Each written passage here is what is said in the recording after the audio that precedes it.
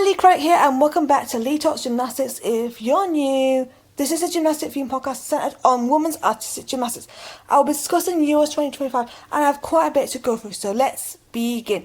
Qualification were team fouls, so basically 4 gymnasts up, 3 scores count. This has been the way for odd number years since 2023 due to the new World's qualification system, but for even number years, I'll explain that next year. Great Britain finished outside the medals for the first time in years since 2018. Our girls were here for experience, and it was the right thing to do to let our veterans rest or recover from injury. Also, congratulations to Alice Gonzalez on the birth of her baby boy Parker. We had gymnasts like Leigh making her international return after retirement. She did do a World Cup a few weeks previously. Newcomers were making their debut like Frances Stone, who did Stuttgart Team Challenge a few months ago.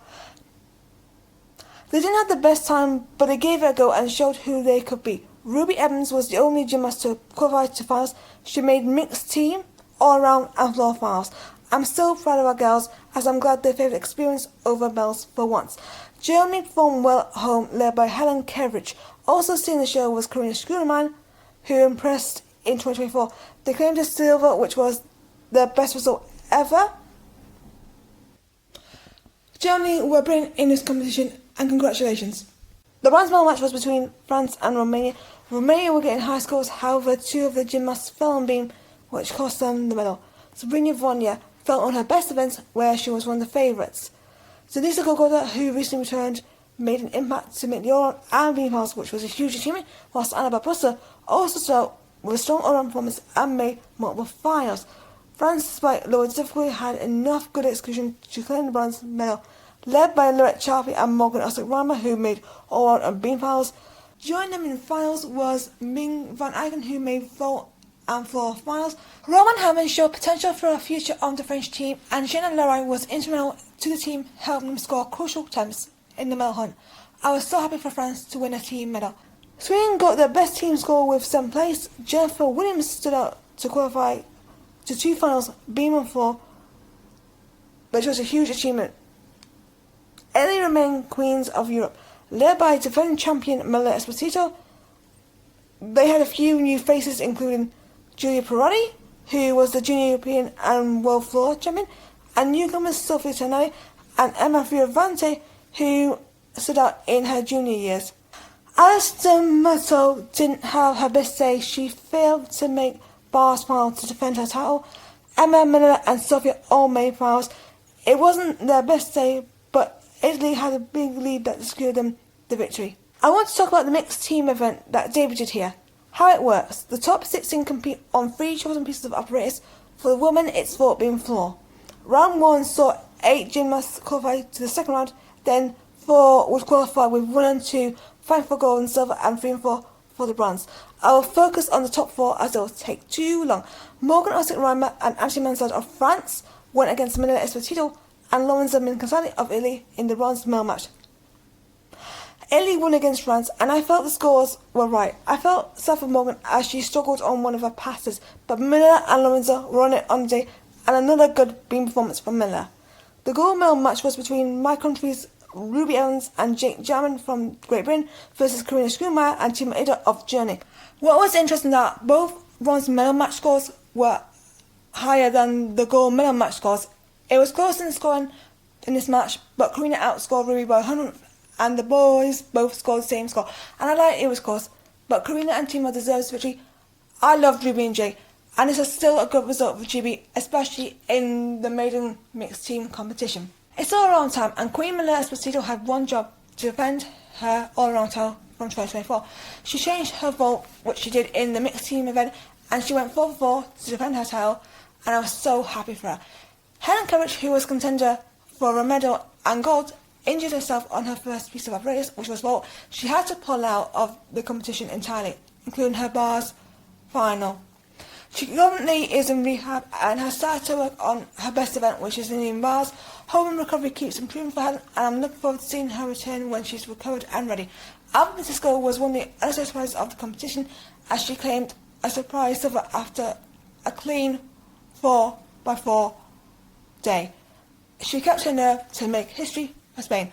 Ana Barbosu was one of the favourites to win the medal and the title. She turned her fortunes around after a form beam with a fantastic floor routine to claim the bronze, the first all-round medal for Romania since 2013. Frances Morgan, Osip Ram and Lorette Charpy finished 4th and 5th, which was a good achievement, their best results in the European all-round, which was well deserved. Top 8 finishes for Naomi Visser, Denisa Gogota and Vanessa Masova, and I was so happy for all of them. Ruby Evans, despite the basketball, had a good day and improved her qualification placing by finishing 10th, her first all-round final, and she did a great job. Two of the stars were Kaya Tanskan, who was 11th, and Jade Van Singers, who was 13th, as they got good results for the country. Karina SCHOENMAIER claimed her second gold on vault with a 0.2 bonus added due to the new system. Karina showed her potential on this piece and is one to watch going forward. Valentina Georgieva was second for the second year in a row. The thing Valentina needs to do to challenge is make sure she has a different type of second vault. If she does that and lands it well, she is fighting for a gold and will claim a 0.2 bonus, which will help her chances. Lisa Van won bronze in her joint best result on vault, and it's a well-deserved victory after a return. Ming Van Eycken, who was a male favourite, has an error on vault 1 that knocked her down, but she's still young and has room to grow. Nina Derwael performed one of her best bar routines to take gold on uneven bars, which was great to see her back on the gold position. Leigh, the gymnastics, took a surprise silver with a clean routine and well deserved. In a surprise turn of events, Ana Barbosu, who was a joint replacement with Sophie Turney, won bronze, becoming the first Romanian to medal on bars in quite some time, and that's a huge victory for Anna. Sophia herself revenged her all-round basketball by completing a clean routine, and I'm so happy as she deserves this opportunity to step up. Naomi Visser had an unfortunate fall, even though she was a favourite to take a medal. Once she controls those nerves, she will be challenging for medals. Maisa Kosiko made history for Finland, getting the highest ranking ever in an event final. Well done, Maisa! Nina Derwael wasn't the favourite on beam, but she was able to pull off a phenomenal performance to win the title and make history once again for Belgium, and she ended her career on high as she retired after this competition. We will miss you, Nina, and thank you for everything.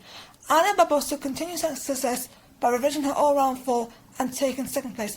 Esposito, the defending champion, fell, and it was sad because if she hit, she could have challenged to retain her title. Her teammate Sophie Turney took bronze to finish her competition with a clean routine, and it was great to see Sophia have this success. Morgan Asik was 4th again, but she completed her difficult new skills successfully. Morgan has the difficulty. She needs to improve her execution to become a medalist. Let's finish with floor, and Ana Barbosu finally claiming her well-deserved gold medal. She was brilliant, and with that floor performance, she earned the gold. Malay Esposito finished with a silver and ended on a high after mistakes in her other 2 event finals, and I was so happy for her. Bronze was a fight between Albert Francisco and Ruby Evans, but Albert increased her difficulty to claim her second medal, which was a bronze. Ruby may have missed out, but she had one of her best performances at Euros and showed her potential going forward. Also impressive was the icon, that is Emma Fioravanti, who shone with her fun routine with fantastic performance elements and her facial expressions.